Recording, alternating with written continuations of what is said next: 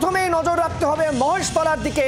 মহেশতলায় আদালতের অনুমতি পেয়ে সেখানে গেলেন শুভেন্দু অধিকারী। গত 11ই জুন রবীন্দ্রনগর থানার সামনে দুই পক্ষের অশান্তিতে কার্যত তুলকালাম পরিস্থিতি তৈরি হয়। তারপর এলাকায় যেতে চেয়েছিলেন বিরোধী দলনেতা, কিন্তু পুলিশের আপত্তিতে সেখানে যেতে পারেননি। নইলে প্রত্যেকটা হিন্দু এখানে অসুরক্ষিত।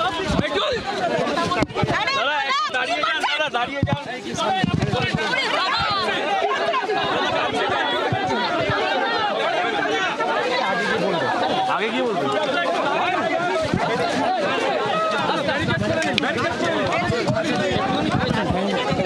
ডাকছি সামনে আসতে, ওরা পারে না। যাবো এখন ওদিকে ঘুরতে করে দিই।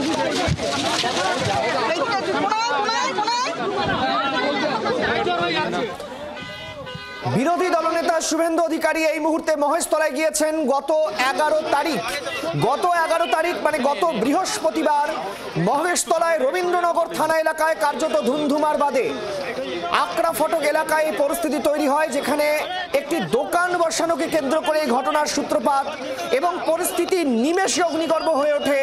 পুলিশের গাড়ি ভাঙচুর, এলাকার স্থানীয়দের দোকান ভাঙচুর, আক্রান্ত হন মৌমিতা চক্রবর্তী। এই মুহূর্তে আমাদের সঙ্গে রয়েছেন সরাসরি। মৌমিতা, শুভেন্দু অধিকারী আদালতের অনুমতি নিয়ে তিনি গিয়েছেন। শুভেন্দু অধিকারীর পৌঁছানোর পর আজকে কর্মসূচি কি, তিনি কি কি করবেন সেখানে?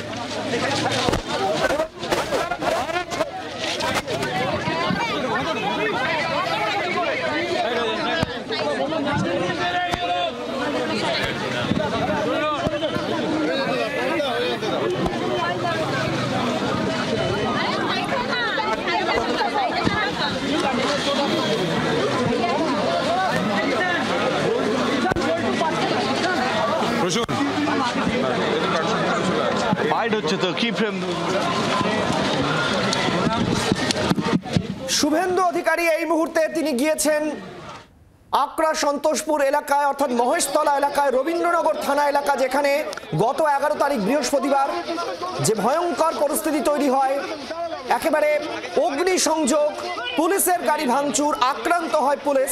পালানোর সিন নেই, সবার সঙ্গে মিট করেছি, আহতদের বাড়িতে গেছি, জোর করে অনেক দোকান বন্ধ করেছে। এখানকার মানুষকে বলে যাব, ইনসাফ বিচার আপনারা পাবেন। আপনাদের জাস্টিস পাওয়ানোর জন্য, এলাকায় শান্তি রাখার জন্য বিরোধী দলনেতা যা করার করবে, আইনের মধ্যে থেকে করবে। আজকে পুলিশকে শুধু বলবো, রাজীব কুমারকে আর ডায়মন্ড হারবার ডিস্ট্রিক্ট পুলিশকে, তারা ভাইপোর নির্দেশে যেটা করলেন, সরাসরি কোর্টকে চ্যালেঞ্জ করলেন। আমি পুরো ভিডিও করতে করতে এসেছি নেচার পার্ক থেকে, আমি হাইকোর্টে ভিডিও জমা দেব। এবং এই জন্যই পশ্চিমবাংলার লোক রাষ্ট্রপতি শাসন চাইছে। আমিও বলি, রাষ্ট্রপতি শাসনে নির্বাচন না হলে এই এলাকার মানুষকে লোকসভা নির্বাচনেও ভোট দিতে দেওয়া হয়নি, আগামী বিধানসভাতেও ভোট দিতে দেওয়া হবে না। বাকি রাজনীতির কথা আমি এখানে বলবো না, আমাকে হাইকোর্ট না বলেছে। আপনারা ওই নেচার পার্কের ওদিকে যান, অন্য কোনো কোশ্চেন থাকলে সেখানে আমি বলছি। ওটা করুন, না সে অপেক্ষা দেখতে দেখতে ধোকাটা তো মেন, আটকাতে পারেনি, পারবেও না। আপনি শিব মন্দিরে গেছি, শিব মন্দিরে গেছি, বজরঙ্গলির মন্দিরে গেছি, তুলসী চৌকিতরা গেছি। একটা মন্দিরের সামনে ওনারা কিছু মহিলাকে রেখেছিলেন, আমি বাইর থেকে প্রণাম করে নিই। আমি এসব ঝামেলায় যাব না। আমি মহাদেবের শিবলিঙ্গে দুধ ঢেলেছি, বেলপাতা দিয়েছি, প্রণাম করেছি। আমার যে কাজ, সে কাজ আমি করেছি। একটা মন্দিরের বারান্দায় ওদের 7-8 জন মহিলাকে ওরা রেখেছিলেন, আমি মাতৃমণ্ডলী থাকার জন্য বাইর থেকে প্রণাম করে চলে এসেছি। আমাদের কারোর সঙ্গে আমি কারো বিরোধের জন্য আসিনি। কোর্টের অর্ডারকে যা চ্যালেঞ্জ করেছে আমি ভিডিওতে তুলেছি, আমি কোর্টেই জমা দেব। বাকিটা নেচার পার্কের ওদিকে দাঁড়ান, আমাকে কোর্ট ডাইরেকশন দিয়েছে যে পলিটিক্যাল কোনো বক্তব্য রাখতেন। আমি তাই সবাই বেরিয়ে এসছেন, বলেছেন, কথা বলেছেন। করেছেন। ভাই পাশে দাঁড়াতে এসছি, এখানে নাটক বলুন রাজনীতি বলুন অন্য কথা, আমাকে এখানে রাজনীতির কথা বলতে না বাড়াই। আমি এখানকার পীড়িত মানুষদের ব্যাপক রেসপন্স পেয়েছি। তাদের বাড়ি থেকে বেরোতে দেওয়া হয়নি, তাদেরকে ধমক দেওয়া হয়েছে, 3 দিন ধরে 163 ফোঁকা হয়েছে মাইকে, তারপরেও তারা বেরিয়ে কথা বলেছেন। আমার সঙ্গে 4 জন আহত মিট করেছেন। আর ইতিমধ্যে আমি ঢাকুরিয়াতে বিজেপি পার্টি অফিসে ডেকে 27 জনের হাতে ক্ষতিপূরণ তুলে দিয়েছি। ওদের জিজ্ঞেস করুন, আমি ভিডিও করে নিয়ে গেলাম, আমি কোর্টে জমা দেব। আমাকে এইভাবে ভাইপো বাবু আপনি আটকাতে পারবেন না, মমতার পুলিশও পারবেন না।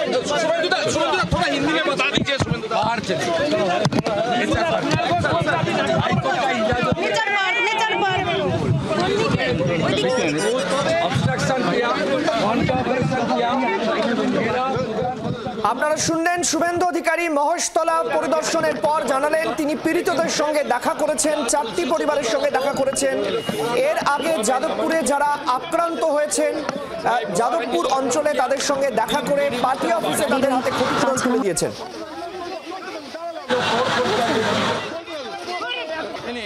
শুভেন্দু অধিকারী এই মুহূর্তে সাংবাদিকদের মুখোমুখি। তিনি প্রথমে বাংলায় বক্তব্য রাখলেন এবং তিনি খুব স্পষ্টভাবে জানিয়ে দিলেন যে পুলিশ তাকে কোনোভাবেই আটকে রাখতে পারবে না, এবং তিনি বলেছেন যে এই অঞ্চলে রাষ্ট্রপতি শাসন ছাড়া ভোট অবাধ সম্পূর্ণ করা যাবে না, এমনটাই কিন্তু দাবি তার। শুভেন্দু অধিকারী মহেশতলায় গিয়েছেন কলকাতা হাইকোর্টের নির্দেশ মেনে। শর্ত সাপেক্ষে মহেশতলা যাওয়ার অনুমতি দেয় কলকাতা হাইকোর্ট এবং সেই নির্দেশ মেনে আজকে শুভেন্দু অধিকারী গিয়েছেন। যদিও ঘটনার দিনই তিনি যেতে চেয়েছিলেন, কিন্তু পুলিশ তাকে যাওয়ার অনুমতি দেয়নি।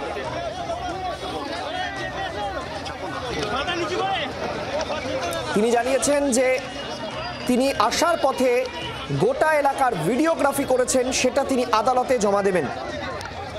গত 11ই জুন বৃহস্পতিবার উত্তপ্ত হয়ে ওঠে মহেশতলা এলাকা এবং সেখানে দোকান বসানোকে কেন্দ্র করে ঘটনার সূত্রপাত। তুলকালাম পরিস্থিতি তৈরি হয়, অগ্নিসংযোগ ভাঙচুর থেকে শুরু করে ইট বৃষ্টি কি হয়নি সেদিন। আর এবার রাষ্ট্রপতি শাসনের দাবি তুললেন শুভেন্দু অধিকারী। তিনি বললেন রাষ্ট্রপতি শাসন ছাড়া এই সব অঞ্চলে ভোট সম্ভব নয়। মৌমিতা চক্রবর্তী আমাদের সঙ্গে এই মুহূর্তে টেলিফোন লাইনে রয়েছেন। মৌমিতা, শুভেন্দু অধিকারী বলছেন রাষ্ট্রপতি শাসন ছাড়া এই ধরনের উপদ্রুত অঞ্চলে ভোট সম্ভব নয়। আরো একবার 356 ধারা লাগুর পক্ষে সওয়াল করলেন বিরোধী দলনেতা। শুভেন্দু অধিকারী যখন আসছিলেন রাস্তার দুধারে, আমি গিরগিটি, আমি স্বার্থের জন্যই রং বদলাই, সেরকম স্লোগান কিংবা স্লোগান, কোথায় আবার কালো পতাকা, গোটা বিষয়টা শুভেন্দু অধিকারীও দাবি করছেন তিনি ভিডিওগ্রাফি করে রেখেছেন। এবং সবথেকে বড় কথা হলো যে পরিস্থিতি তৈরি হলো এখানে এসে, তাতে তিনি পুলিশের ভূমিকা নিয়ে তিনি প্রশ্ন তুলেছেন এবং পাশাপাশি তার অভিযোগ রাজ্য প্রশাসনের ভূমিকা তিনি দেখেছেন। এবং আজকের ঘটনা সরাসরি কোর্টের যে রায়, সেই রায়কে চ্যালেঞ্জ করা এবং গোটাটা তিনি ভিডিওগ্রাফির মাধ্যমে কোর্টে সাবমিট করবেন। মমিতা, জানতে চাইবো শুভেন্দু অধিকারী যে ছবিগুলো ভিডিওগ্রাফি করেছেন বলে দাবি করছেন, সেটা কি তাকে কালো পতাকা দেখানোর ভিডিও, অর্থাৎ এলাকার মানুষরা তাকে গো ব্যাক স্লোগান দিচ্ছেন সেই ভিডিও? তরফ থেকে কথাটা করা হয়েছে, রাষ্ট্রপতি শাসনের কথাও তিনি যেমন বলেছেন তেমনি তার আজকে এখানে আসা, মানুষের পাশে দাঁড়াতে আসা এবং কোর্টের রায় নিয়ে তিনি আজকে এখানে এসেছিলেন বলে তিনি জানিয়েছেন। সব মিলিয়ে পরিস্থিতি যা তৈরি হয়েছিল গোটাটা তিনি ভিডিওগ্রাফি করে রেখেছেন এবং সেই ভিডিও ফুটেজ তিনি জমা করবেন বলে জানিয়েছেন। ধন্যবাদ মৌমিতা। শুভেন্দু অধিকারী মহেশতলা যাওয়ার আগে প্রতিক্রিয়া জানিয়েছেন কুণাল ঘোষ। কটাক্ষ করে কি বলেছেন শোনাবো।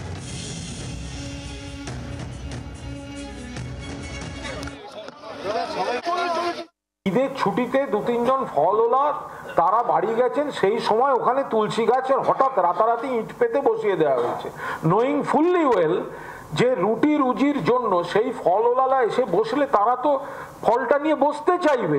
মহেশতলায় যারা তুলসীকে ভেদাভেদের রাজনীতি হিসেবে ব্যবহার করতে চাইছেন তারাই হচ্ছে ভেজাল হিন্দু, তারা এই উস্কানিমূলক রাজনীতি করতে যাচ্ছেন।